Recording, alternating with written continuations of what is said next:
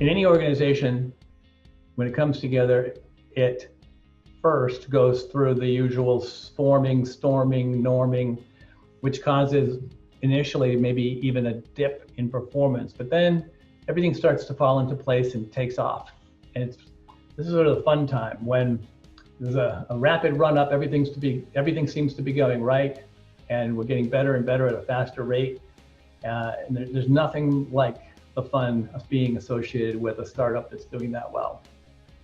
The risk is that we start to get a little bit complacent and things start to flatten out a little bit, and then we hit, say, a bump in the road and something happens. So the question is, as a leadership, remember, one of the most important things we do is figure out what has to change next. And if we reacted to every single bit of turbulence that ever came along in any significant way, then we'd have chaos.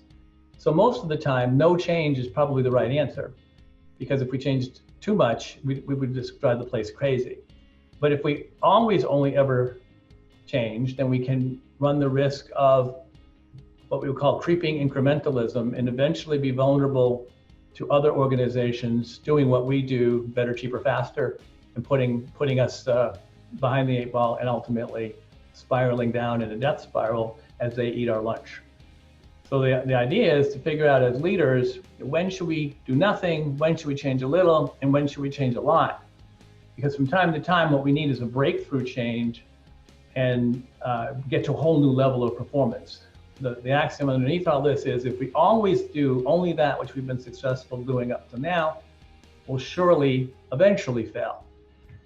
So the leadership's job is to figure out what's most important to change next. And if we're successful at that, what we end up with is really like more like this sort of a picture than that upward arrow to the right, up and to the right. It's generally up and to the right, but there's really a series of evolutions that look more like major transformations along the way to success in the long term. And again, management's job is to discern where you are in the cycle and what needs to change in order to break through to these next levels of performance over time.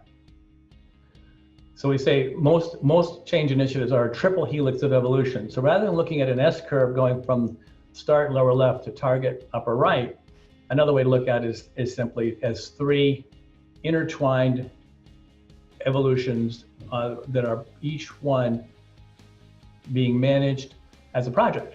So it has goals, it has a leader and resources assigned, there's a plan, there's things we're watching to know how well we're doing, we're communicating, we're governing, each of those.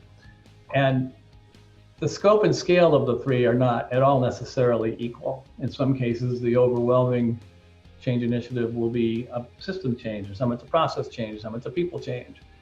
As we said in the beginning, the missed lift often comes because we only think of whatever's the most important one or the most dominant one. So we have a lot of systems changes that have really ignored the people change. And that's the risk that we want to pick up. So by looking at it as 3 separate projects as a portfolio of projects to any evolution, we eliminate the risk that we'll ignore it and we'll do what makes sense to get to that lift that we're looking for.